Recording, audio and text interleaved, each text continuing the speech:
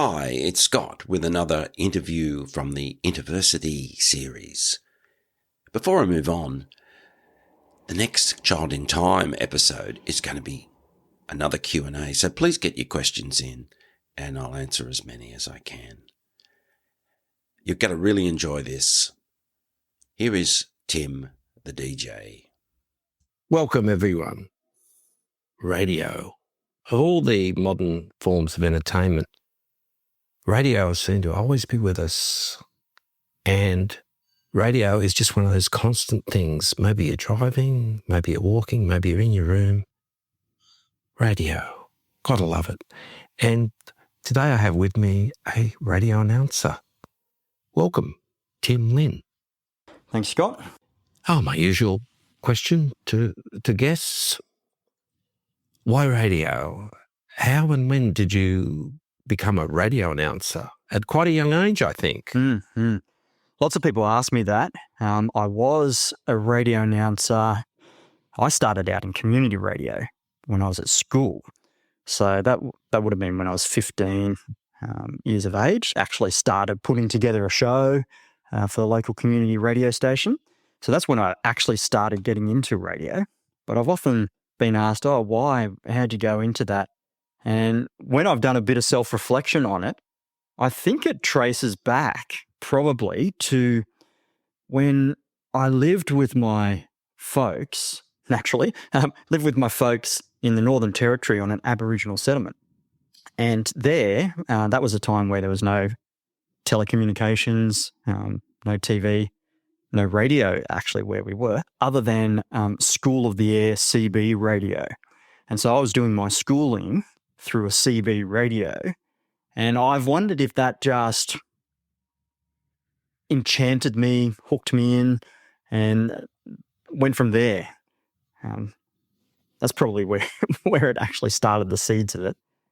But then, as a kid, when we moved to a region in Katherine, could hear a radio station, I was recording songs and even recording ad breaks so that I could string together my own show, play the songs on one cassette machine, and then throw to an ad break, pre-recorded off the radio. That's what you do when you're a kid. Used to run a wire up onto the gutter, pretending it was a transmitter. So, I've been enchanted by radio ever since I was a little kid, Okay. And then it became your profession at quite a young age. Yeah. Mum and Dad were probably a bit despairing that I, through my later high school education, sort of squandered that opportunity because I was just hanging out with the local radio station. So this was the commercial radio station. I was knocking on the door to the night show guy that was there, a fella called Brendan Wood, who I've continued to be friends with to this day because he's gone off to have a strong radio career. But he was the night guy at, back in the day, it was called Coast Rock FM on the Central Coast. It's now known as, it went through CFM and Hit FM, but it was Coast Rock FM. So I was knocking on the door saying, hey, I want to do what you're doing. And he just took me under his wing, gave me a character within his show. So it was a top 30 countdown.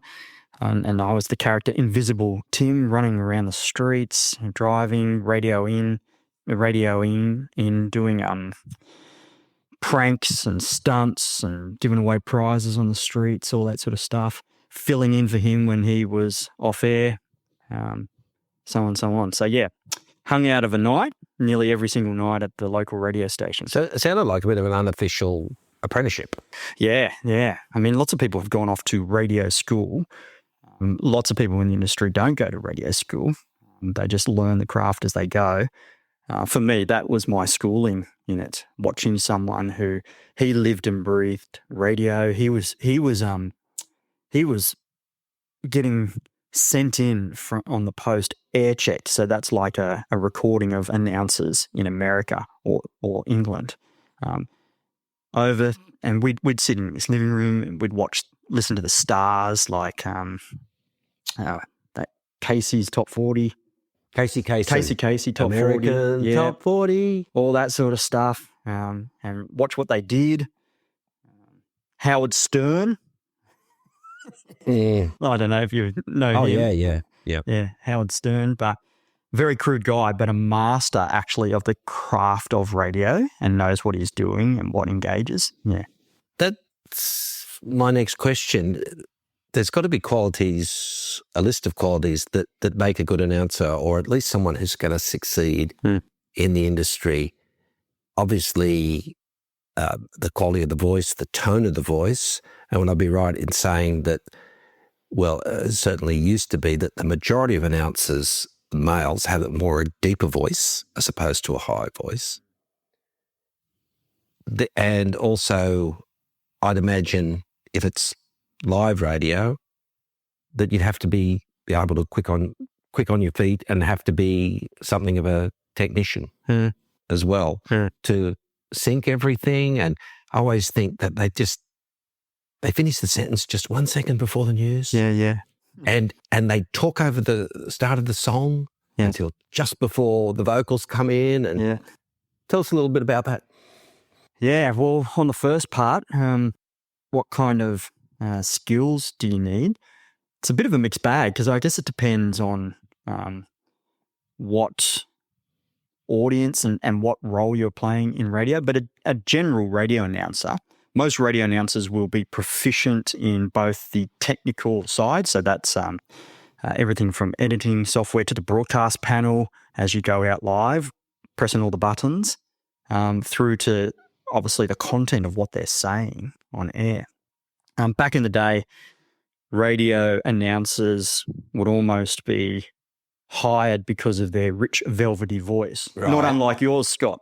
You've got a rich, velvety voice. But I was coming in probably in an era where the industry was changing, or the audience's tastes were changing, that they just wanted realness.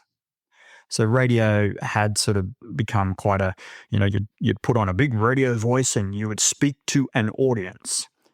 Where radio over the last couple of decades, and it continues to today, the power in it is that if you can create for the listener a sense that you are talking directly to them.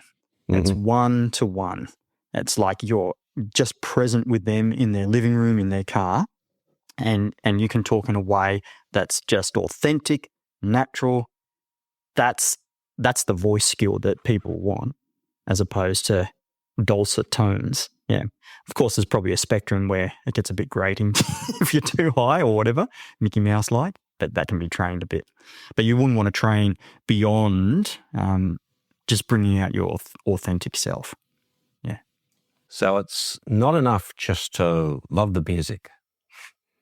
Well, yes, you got to bring to the game relatability, a personality in that. You want your audience to be curious about you, feel like you're like them. So that involves sharing an emotional connection. That's why these days you'll listen to a lot of the breakfast shows. They're telling you all their life stories. This is what happened to me when I took the kids to the park.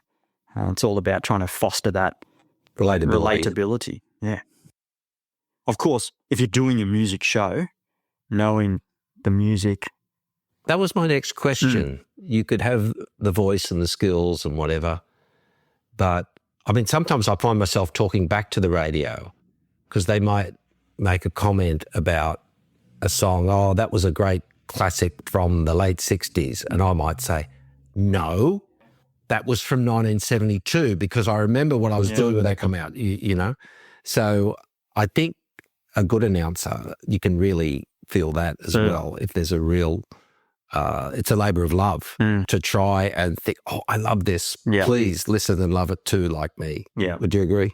Yeah. And more so back in the day, there used to be specialist music shows, or as a station would present its music, they really wanted to speak to the audience that loved everything about that genre of music, that era. And so trivia, stats, all that stuff is of great interest. Most music radio stations these days are playing a suite of songs, and not really investing in deep information on the artists and how the track was built and recorded. That's more narrow, and you'd have to go for maybe a podcast or a station that does specialist shows. Or maybe 1 a.m. when Yeah. you could indulge Yeah, that's right. to your heart's content True. to a handful of listeners, Yeah, that's right. which is very different to say someone's busy getting the kids ready for school and whatever, Yeah. they want information and That's right. yeah. Yeah. And that's where podcasting has really taken off, because broadcasting is broad, and you've got to try and catch as many listeners as you can without going too broad that you're actually not catering to anyone. But a broadcaster is broad. To make it commercially viable, they've got to pick a big audience and cater to that. But that leaves nuances and a narrower focus on the floor. But podcasting has reinvigorated that. That's why, despite a lot of forecasting that was going to say, podcasting is the death of radio, we just haven't seen that. It's complemented radio. Radio ratings and audience sizes have increased as podcasting has grown as well. Yeah. Because every second person you see, they've got the little pods in or the big headphones or whatever. That's right. They're listening to the radio or a podcast or possibly a book. Yeah. And they push and pull each other now. Like you can't listen to a radio show without it promoting a podcast. Yeah. You've done live ad reads? I have done a few. Now, this is where the voiceover piece probably matters more. I do remember one time a guy asked me to read. I'd done some readings. I was reading in the booth, reading a commercial. He said, try it this way, then try it this way, then try it this way. And then he goes, I think we'll get someone else. And so some people are more gifted in a radio ad read. That's not my gifting. But yeah, if you listen to radio ads, they are a bit more dulcet tone kind of vibe. But when it comes to just being a personality on air, I've been able to do that to some degree in my career. And you also recently got into talkback. Yeah. Yep. So I was part of a network, the Super Radio Network, which owns about 60 radio stations across Australia.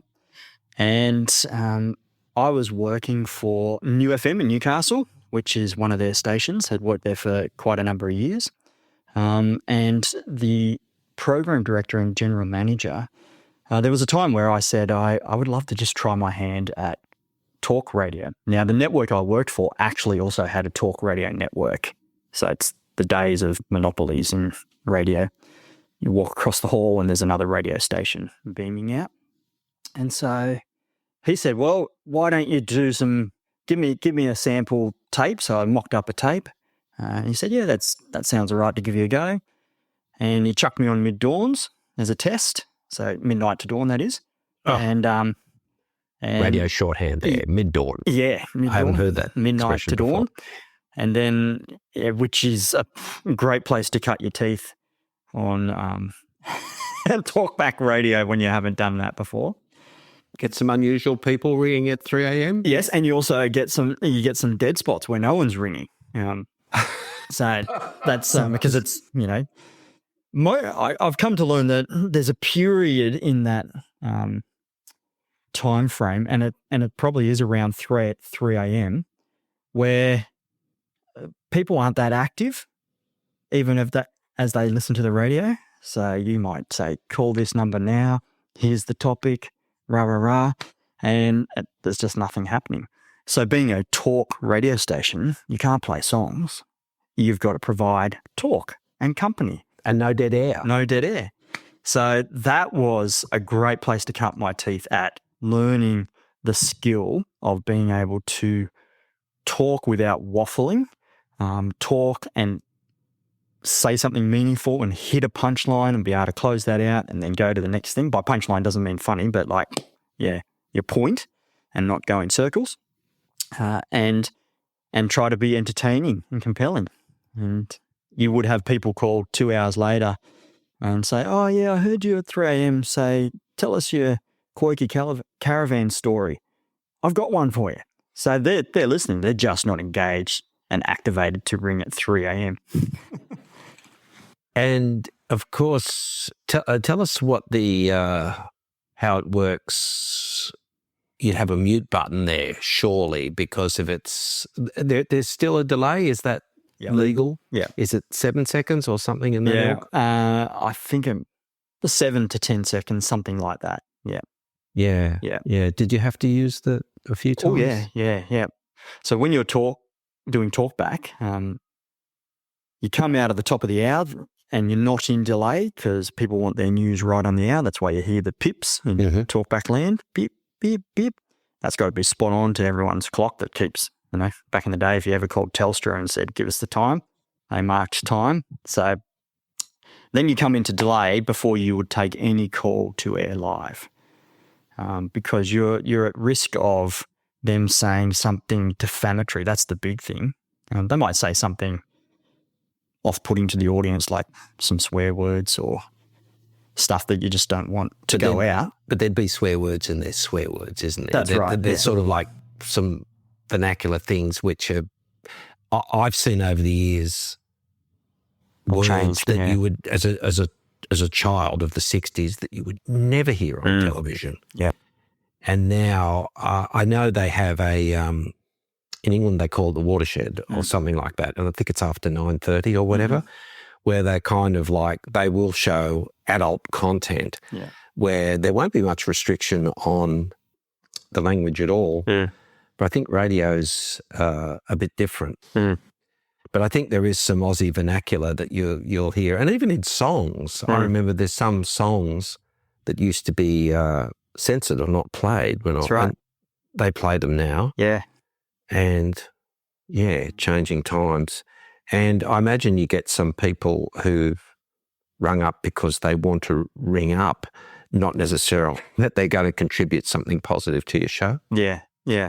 Well, back in the day, I think the legislation for broadcast license holders did have parameters around what type of content could be shown or aired at different times.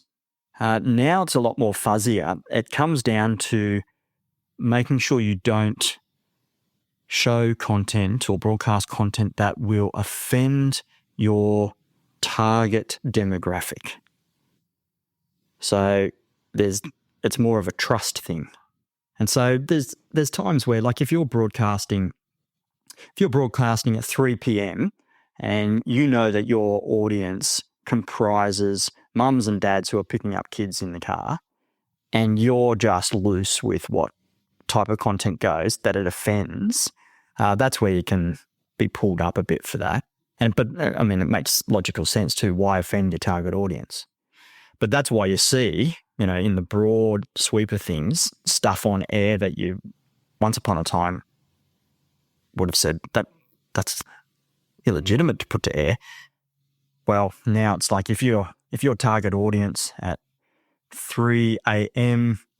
in the morning on television would be happy to see that stuff, then I suppose the other side of the coin is people who try to push the envelope or create controversy because,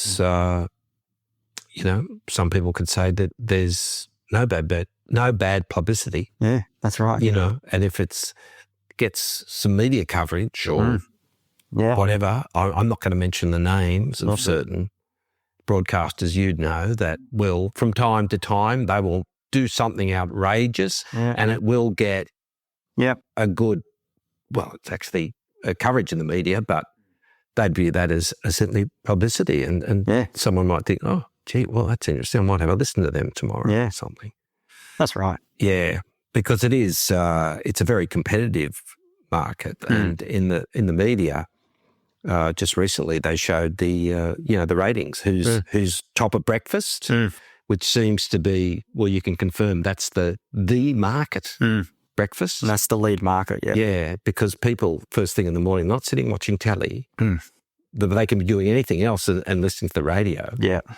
And in the car. Then I think the morning slot And then, of course, The drive. and then we get to Mm. the learning environment of 2 and 3 a.m. Yeah, that's right. Yeah. Yeah, where you could you wouldn't sort of have the pressure. No, that's right. And that's a great place to learn. And there's skills I learnt there that now when I do other day parts, I don't do mid-dawns anymore. I'm a fill-in radio announcer for the Super Radio Network, and I can jump into any day part and be confident, and the team can be confident as well. You can make some mistakes out there, and it's a good place to.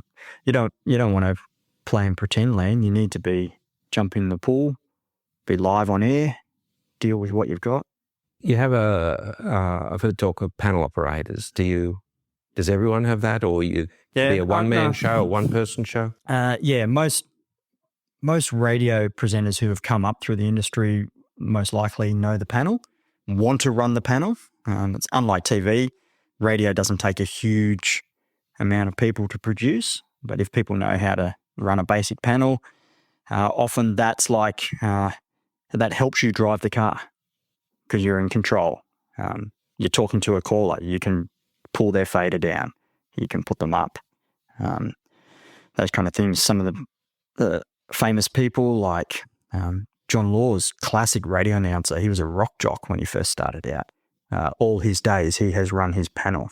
He's on our network, the Super Radio Network, although he did announce he's retiring this year. After 70 years, But yeah, he's sitting there and he runs his panel, which is pretty cool. Ray Hadley's another through and through radio guy. He runs his panel. Alan Jones, Ben Fordham. There's some big names in Sydney Talk Radio, or Alan Jones no longer, but they're guys that did have panel operators, but they've come into the industry from a different avenue. Yeah. Yeah. Can I just say to listeners in America, these are obviously Australian radio announcers, mainly New South Wales based where we are. Now, you've also interviewed some famous people. Yeah, from time to time that's come up. I used to be part of a night show, and we did all sorts of quirky things, and part of it was let's just get whoever we could on the air. Bill Clinton was making a visit to Australia, so this is one of my first big announcements. I didn't actually get Bill Clinton, so we're not going there. But he was with a whole group of people. He'd just landed, what is it they call Air Force One, had landed at Sydney Airport. I was part of the press group and got to shake his hand, but we were trying to pick up anyone we could. Anyway, it worked out the only person that I got close enough to even ask was Kim Beazley. Who was? He was the opposition leader to John Howard at the time in Australian politics. So John Howard was the Prime Minister. And Kim Beazley was tracking pretty well.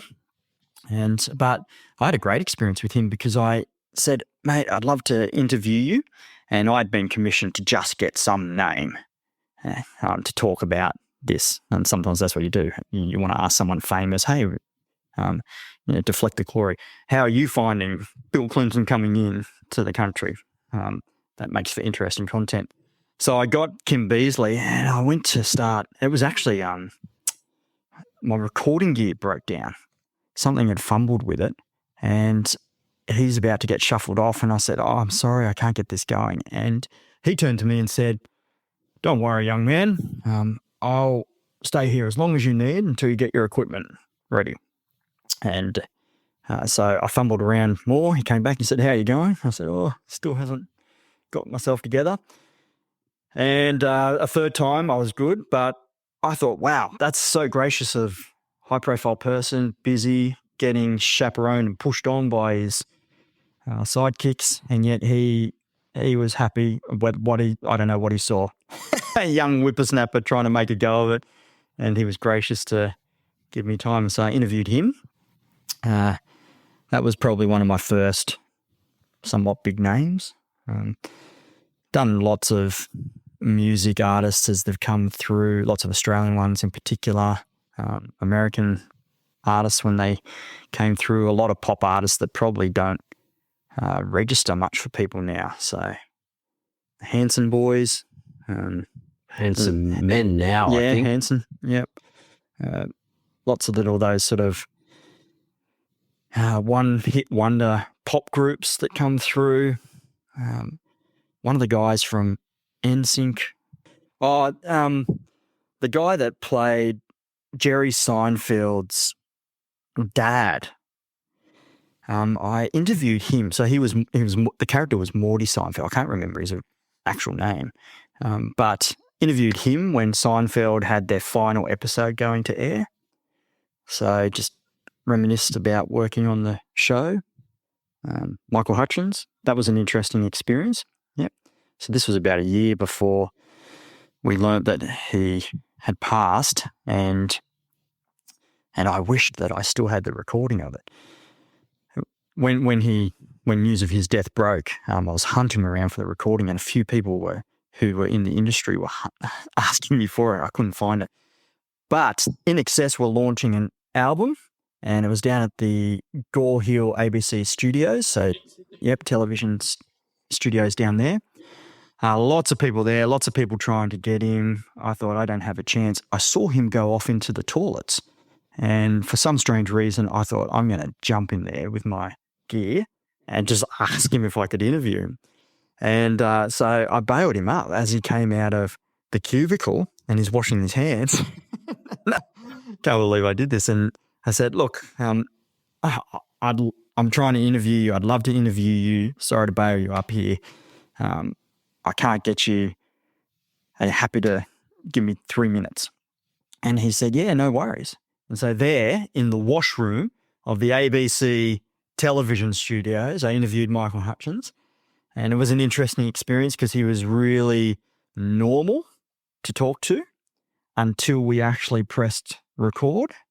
And then it was like he stepped into his suit of persona. And if you remember him, he was all, Archetypal rock that's star. right, and smooth and suave, and he'd move through his body as he talked.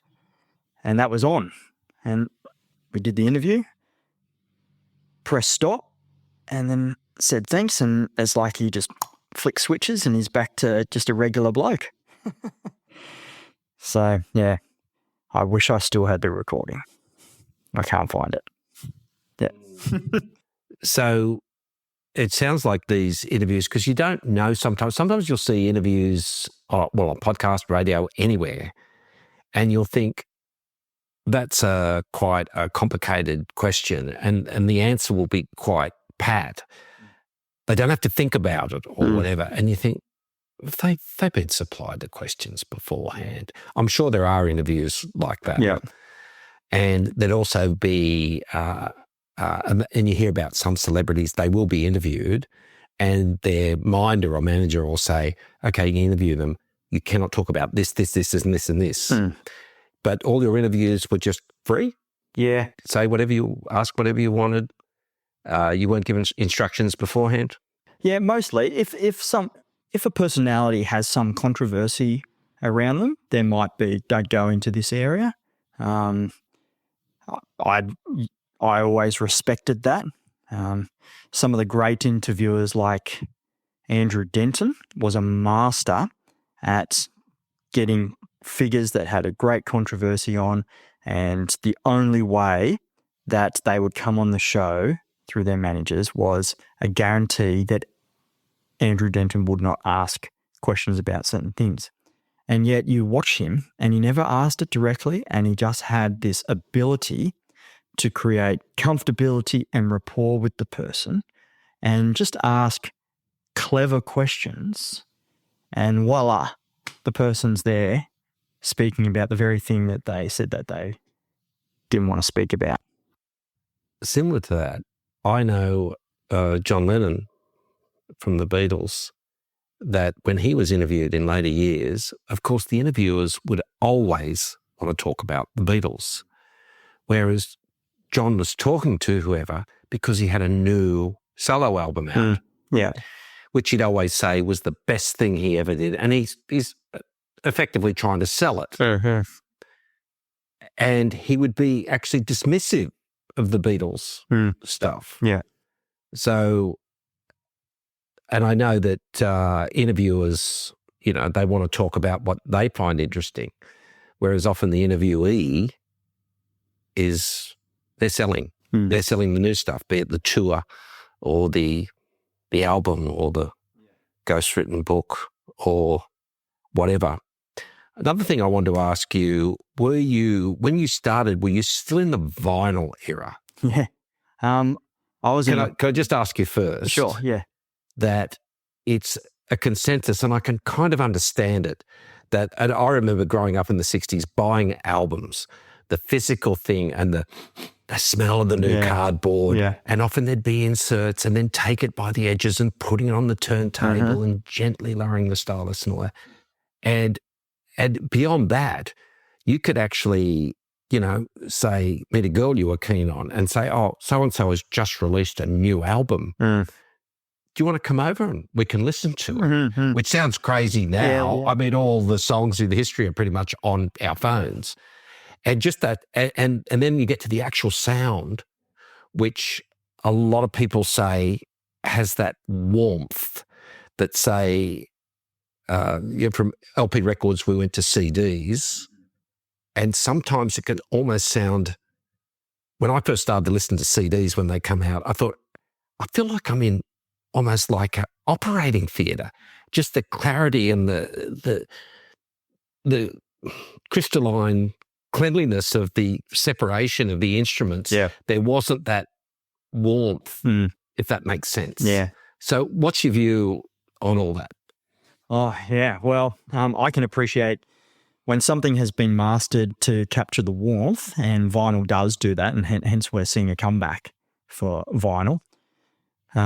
That's beautiful with a good sound system that's going to deliver the dynamic range.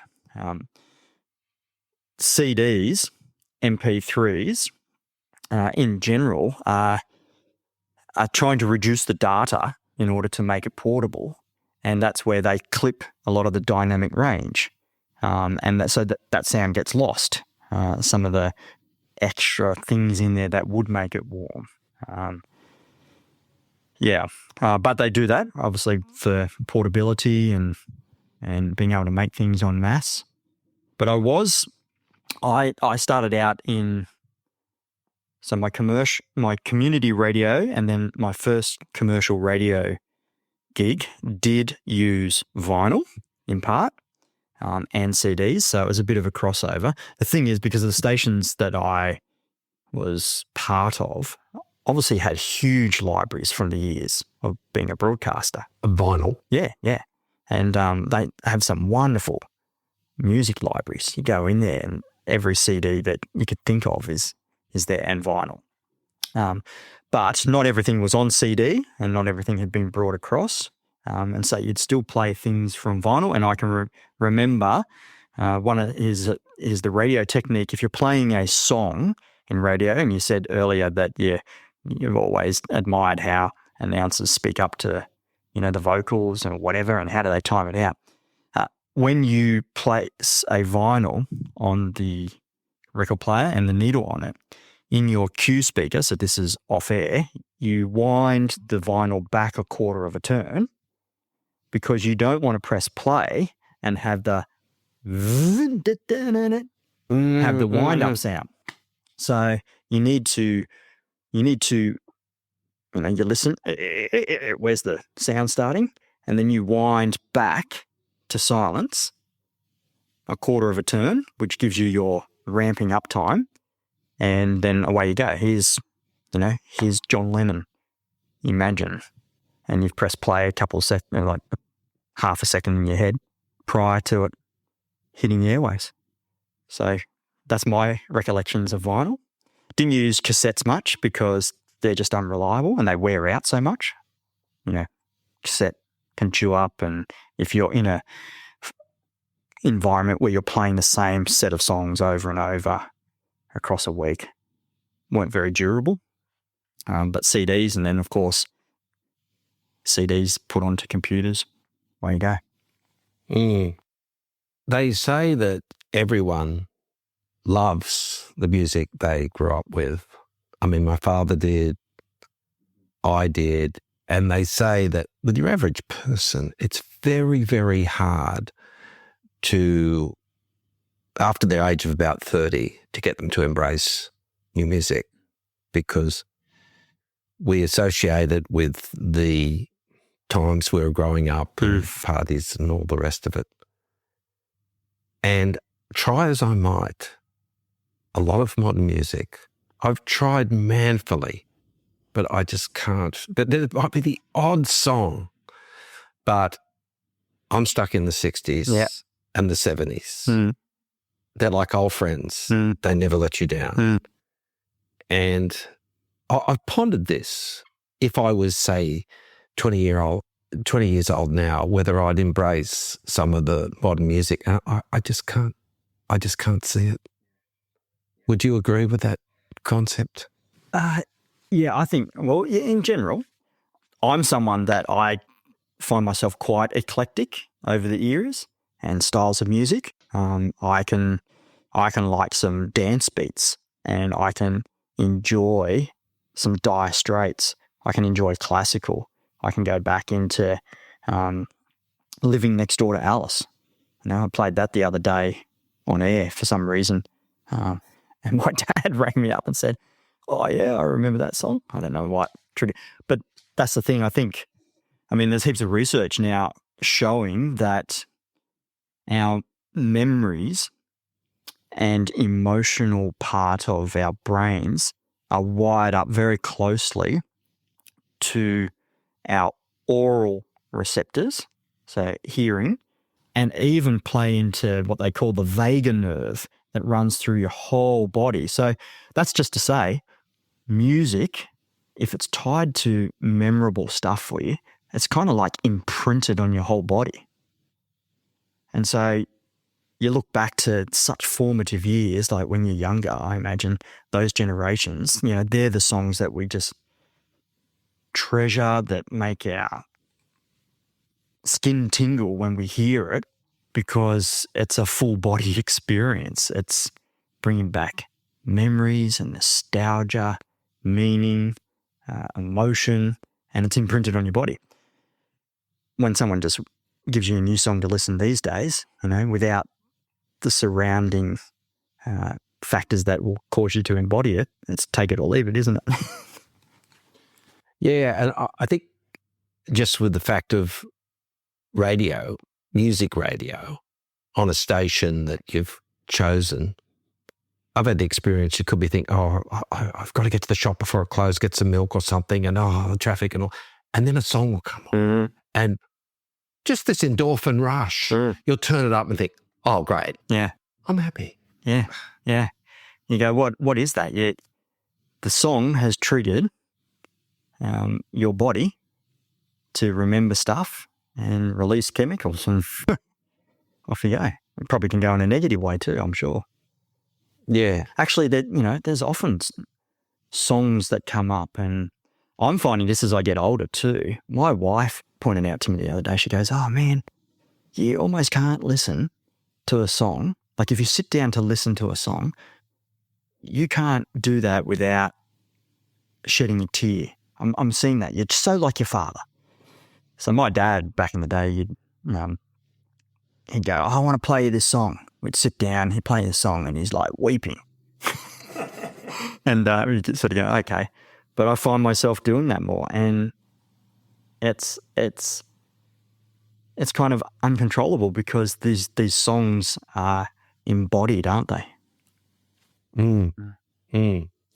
And they are like a song, or it could be like, I have some favorite movies, and it's like an old friend, and you can sit there and think, oh, I love this scene. I love this scene.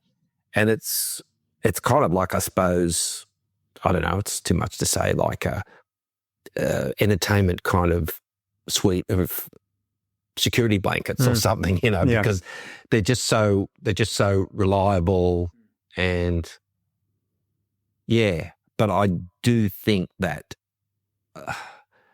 I regret a bit that a lot of modern music, I can't get into it. I'd love to. And it'll be the odd song, I think the last one I thought, oh, yeah, that's pretty good, and I've actually played is Blinding Lights by The Weeknd. The Weeknd. Yeah, I quite like that. Yeah. Yeah, it's a very short list I've given you Yeah. there, isn't it? Well, a lot of music really is developed just as candy, isn't it? It's just ear candy. But the best songwriters and musicians are the ones that are creating something for the imagination that as you listen to it, you get sucked into a whole world that is speaking to your hopes and dreams and fears. And if you do that, I mean, Taylor Swift's got an ear candy side to her, but at the same time, she seems to be writing songs, at least for her demographic, Strike a nerve. that are speaking to their hopes and dreams, fears, their imagination. But then again, there's a lot of heritage acts now, like the Rolling Stones. I mean, Mick Jagger famously said many, many years ago, he said, well, I'm not going to be singing Jumping Jack Flash when I'm 40. You know, that's ridiculous. He's now 80 and still doing it. And it's interesting that there's these, 60s and 70s acts that can do these ginormous tours and charge, when they're in their heyday, maybe $5 to go and see them. Yeah. And the good seats now will be $500, 100 times more. And some of these iconic songs that just sort of live forever in oldies radio and in people's lives and all that were done very, very quickly by a guy who was 24 and think, I need a couple more songs for the new album. Yeah. Yeah. And yet Yeah. it just becomes iconic. I think that's really, really interesting. I think that essentially pop and rock music, overall, it's a young man's game. And you can play it forever. I mean, no one ever criticised, like the bluesmen, Muddy Waters and all that. No one said, well, you're too old and all that. Keith Richards says that. He said, well, they can do it. So there's no sort of retirement age, but essentially it is focused on that youthful creativity. I mean, Paul McCartney, fantastic. I think statistically he's the most successful songwriter ever. Yeah. I mean, he can still do some good stuff, but the real gold was back then. Well, my reflection on that, Scott, is that I think where the industry has changed is that it's much more commercial.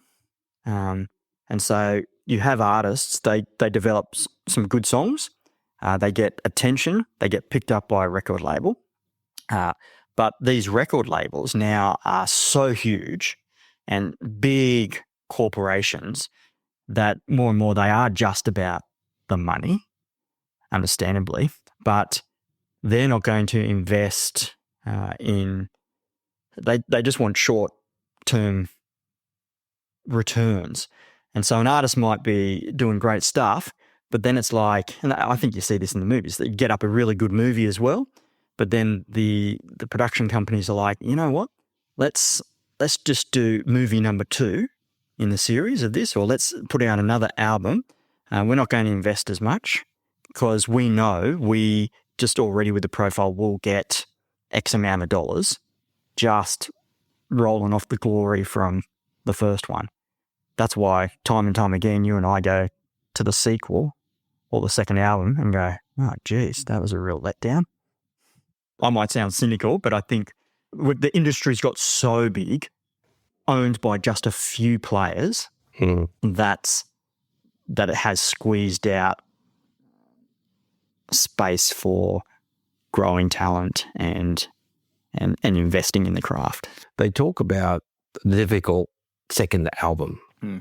And I think it was one of the Eagles, it was Glenn Frey or something, said, well, your first album, you could be, at school, 15, 16, jotting down ideas, working it out in your bedroom and whatever. So potentially you could have possibly the first 20 years of your life to put together your first album. Mm-hmm. If it's successful, you've got 6 months to do the next one. Yeah. That's different, isn't it? And unless you are, look, full disclosure, I'm a massive Beatles fan. Mm. Unless you're someone like the Beatles who, and for a while there, just for the Beatles, they were neck and neck with Herman's Hermits and the Dave Clark Five. But the Beatles kept progressing, and their progression from 1963 to 1970 was just phenomenal. Mm. Whereas these other groups just kind of stayed, or they tried to move along with the Beatles, but without the talent. Yeah. So, I'm sorry, the Beatles are the centre of my musical universe, but I'm in very good company there. Yeah. I think. So, just finally, the future of radio. Do you see any more, say, technological breakthroughs or whatever? I think its reach now is pretty much universal. Mm. If there's a signal, there's radio, isn't there? Yeah. Well, I wouldn't say radio is going to die, as we said at the start of this discussion. Radio has continued to grow, as well as podcasting. They thought podcasting would be the death of radio. Streaming services have made a big dent on commercial television, those kind of things. Internet news has made a big dent on paper newspapers, but not the same with terrestrial radio. The change I think will happen is not a move from live radio to podcasting at the expense of live radio, but I wonder if the terrestrial broadcasting, so actually on the airwaves, will change for just straight out streaming. I wouldn't be surprised if in 10 years' time, less people are putting up a big stick in the air, radio stations putting up a big transmitter stick to transmit out, because you don't need it. I mean, how often do you even, I read the other day in radio ratings, they are now including streaming. I stream radio stations on my phone, still after some live broadcasting, but I'm streaming it as opposed to listening it on FM, frequency modulation, or AM. And just to answer me this, I know that you mentioned briefly earlier Howard Stern. That subscription radio you pay for, I think Sirius XM or something like that. Yeah. And there's a few services there. And that's a satellite broadcast. A satellite, yeah. And I know that when I've been in the US, sometimes the hire car may have it. Right. And it's great, all the stations and all that. Am I right in saying that we do not have the population to support paid subscription radio? Yeah, that's probably right. Even in America, if everything went subscription, they'd probably cut off their revenue stream too much. The power of radio, I think what makes it work is the immediacy of being able to speak to an audience in the live moment. So you can be extremely topical, up to date. You can carry breaking news, weather, traffic, all that sort of stuff. Still, there's a big ask for that in the moment, primarily in breakfast when people are driving around and stuff, maybe less so in other day parts. So unless the actual content is extremely good, like Sirius Radio over in the US was set up by Howard Stern. That led the charge on it. Howard Stern was such a phenomenal personality in the radio market. Like, we're talking about a guy who broadcast into 100 markets with his breakfast show that would go for 6 hours. Huge demand, and there's probably not too many people like that. And then people were happy to pay to access Howard Stern, and then they get the rest of Sirius as well. but without a flagship program to bring them over. Yeah. I really appreciate what you said about the immediacy, which can't be beat. I mean, I have, like a lot of people, I have a few favourite podcasts. And for some people, fortunately, it's Child in Time, growing up in the 60s with Scott, my other podcast, available wherever you get your podcasts. But so an episode of one of my favourites will come out and I think, oh, great, when I'm driving somewhere, I'll listen to that. Yeah. You know, I won't inflict it on anyone else. It's mine. Great. Look forward to that. Yeah. Very different if, say, your footy team's playing or something, or recently big election results. You can't think, oh, yeah, I'll listen to that in a few days. No, it's now. Yeah. And even more, forces of nature. If you've got a great big storm coming and whatnot, that could give you pause to drive somewhere. Yeah. If you think, well, I could get my car smashed by golf ball size hailstones. This happened to me last year. I was listening to music, I think, at that stage on the radio. So, I think nothing will ever beat the immediacy of radio. Yeah. I think, too, it's an intimate medium as well. So, newspaper, as a medium, you're hearing someone say something through writing. That's the medium, and they express themselves. But radio has the ability. You have, in hearing the voice of someone who's actually speaking right now, is intimate, and that's hard to replace. Even with a podcast, you know, if there's anything dated in it, it kind of creates distance, doesn't it? Well, I think of all the podcasts and many, many episodes, say, of speculation on the US election. Yeah. Now, that's really last week's newspapers now. Yeah. Sure. There's just a blizzard of podcasts.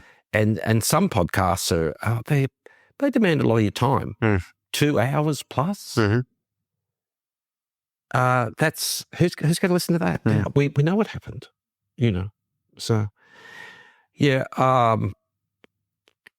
Tim, look, it's been fascinating, very interesting, and thanks a lot for all your insights about radio. It's just been great. Not a problem. That's enjoyable. All the best with your projects. Tim, just before we finish, can I just have a bit of a go at being a DJ and get your review? Go for it. Well, folks, that was the dulcet tones of Billy Joel and the Piano Man.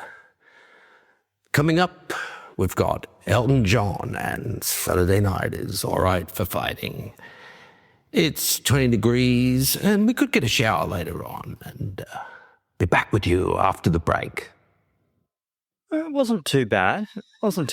Like if I close my eyes, it's believable. The fact that I saw you right in front of me, I'm going, but where's the cigar and where's the whiskey?